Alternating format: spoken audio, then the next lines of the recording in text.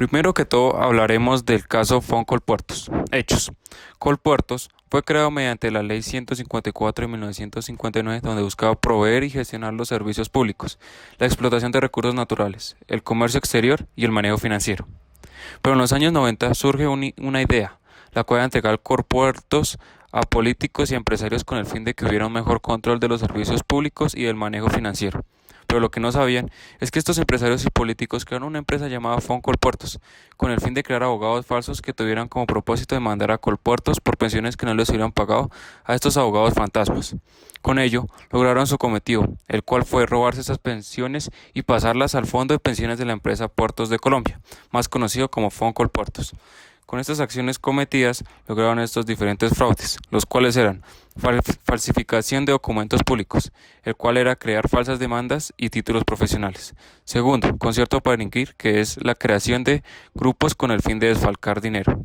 Lavado de activos, ocultamiento de los dineros al gobierno. Y por último, el desfalco a la nación, que era el robo de los recursos al Estado. Ahora conoceremos los dictámenes que les dieron los responsables de este fraudulento acto llamado Foncolpuertos. La Fiscalía le dio condena a 8 personas implicadas en los actos fraudulentos de Foncolpuertos. Un juez de Bogotá profirió la primera sentencia condenatoria contra una abogada que se apropió irregularmente de más de 3.000 millones de pesos de esta entidad. Fue la jurista Esperanzal Carmen Cervantes quien fue sentenciada a 86 meses y 20 días de prisión por los delitos de falsedad en documento público agravado. El juez también ordenó cancelar la multa de 3.396 millones de pesos a favor de Colpuertos como pago por los perjuicios materiales ocasionados a la infracción. Asimismo, la Sala Penal de la Corte Suprema de Justicia dejó en firme la condena de 4 años y 8 meses de prisión al abogado Jorge David Tovar Guerra por apropiación irregular de 2.500 millones de pesos en el caso Colpuertos. Jorge David Tovar Guerra fue procesado en 1998 y le solicitó a los juzgados de Barranquilla la reliquidación de prestaciones sociales de 42 extrabajadores de Colpuertos, donde Tovar exigía que le pagaran esos 42 extrabajadores, pero la Corte Suprema encontró una irregularidad, la cual que esas pensiones que estaba pidiendo Jorge para los 42 trabajadores no eran merecidas. También, por el escándalo de Foncolpuertos, la Fiscalía expidió una orden de captura internacional contra el empresario Jorge Alberto Llorea y contra su hijo Jorge Alberto Llorea Garzas, presidente de Fidel Pacífico.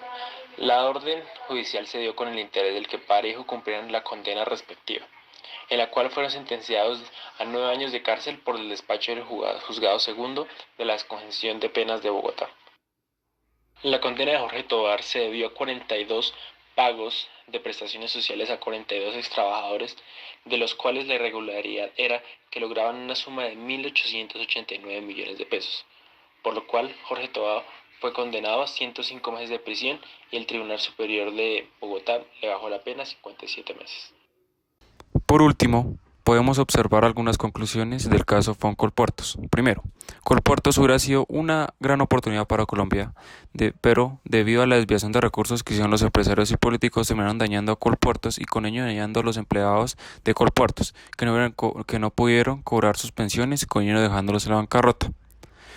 Por segundo, también tenemos que tener una gran apreciación, es que gracias a la Fiscalía y a la Sala Penal de la Corte Suprema de Justicia, las personas que cometieron estos fraudes ya están en la cárcel. Y con ello les dejo una gran lección a las compañías, es que en realizar una respectiva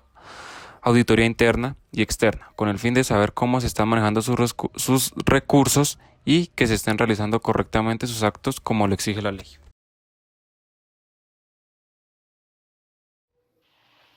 El caso de la hidroeléctrica Guavio. Bueno, esta hidroeléctrica fue creada por la Energía Eléctrica de Bogotá, por esta compañía.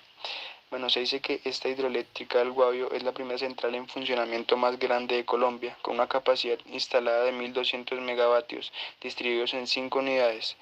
Esta está ubicada en la inspección de la Policía Mambita en el municipio de Ubatá, en Cundinamarca, a 120 kilómetros al noroeste de Bogotá.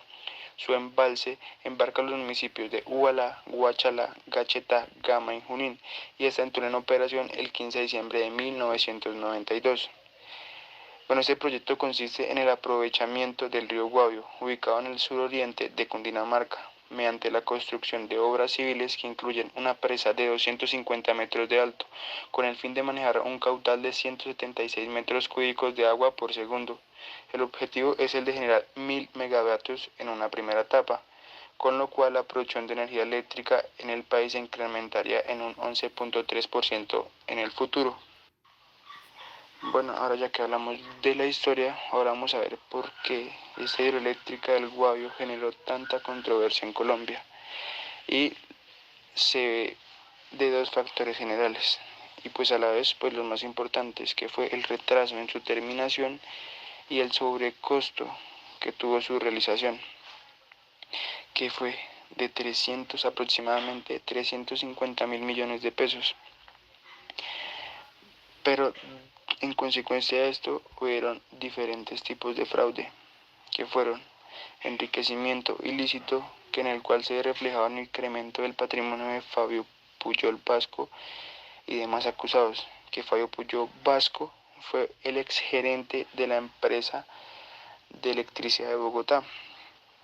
También se ve el concierto para delinquir, que fue el acuerdo de dos voluntades para generar ganancias del proyecto, el despilfarro del patrimonio, que se ve reflejado en el mal uso del dinero y su sobrecosto frente a la realización de la hidroeléctrica, desconocimiento deliberado de las normas, como lo dice su palabra, la forma intencionada en la que se realizaron aquellas irregularidades frente a las normas y actuaciones en un indeterminado número de contratos son las actuaciones malintencionadas en los diferentes contratos que se realizaron. El escándalo de corrupción de la hidroeléctrica del Guavio ha sido uno de los mayores escándalos de corrupción que se han generado en el país, debido al retraso en su terminación y los enormes sobrecostos que tuvo. Esto en general se ve reflejado por el mal funcionamiento de la empresa de energía eléctrica Bogotá, ya que es una de las compañías con mayor críticas no solo por sus controvertidos proyectos de hidroeléctrica, sino aparte de eso por la mala administración, la cual ha generado y se ha visto caracterizada como una de las entidades del sector en tener la mayor deuda externa, y además de esto la entidad cuenta con la tarifa de consumo más alta de Cundinamarca, con respecto a otras con un 22% de cobro más alto. Todo lo dicho anteriormente es lo que ocasionalmente ocasiona el fraude e irregularidades reflejadas en la hidroeléctrica de Guavio. La Fiscalía emitió juicio contra 20 personas a las que acusa de incurrir en dolo durante su actuación como intermediarios en la adquisición de terrenos requeridos para la construcción de la hidroeléctrica del Guavio. La Fiscalía considera que el sobrecosto en la compra de los terrenos se tradujo en una multimillonaria defraudación contra la empresa de energía eléctrica de Bogotá. En este caso, también fueron requeridos a juicio personas por los delitos de falsedad ideológica en documento público agravado, junto a peculado por apropiación agravado, por el delito de falsedad ideológica en documento público agravado y por el uso de concurso con peculado para apropiación.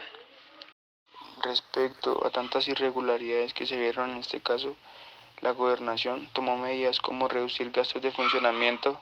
recomprar deuda comercial del sector utilizando los impuestos de aduana e IVA que hoy deben pagar las electrificadoras por los bienes que importan y que no se producen en el país, establecer horarios de consumo de energía, que se haría con una concertación entre el gobierno y el sector privado para fijar 2 o 3 jornadas laborales por regiones, y aparte de esto el gobierno planteó crear una oficina la cual se dedique únicamente al seguimiento de factores generales como los contratos que cada empresa ejecute y con el ánimo de detectar anomalías, y en consecuencia pues si se detecta se le realizará una multa a dicha compañía. Todo esto con el fin de tener un mejor funcionamiento y prestar un mejor servicio a la población.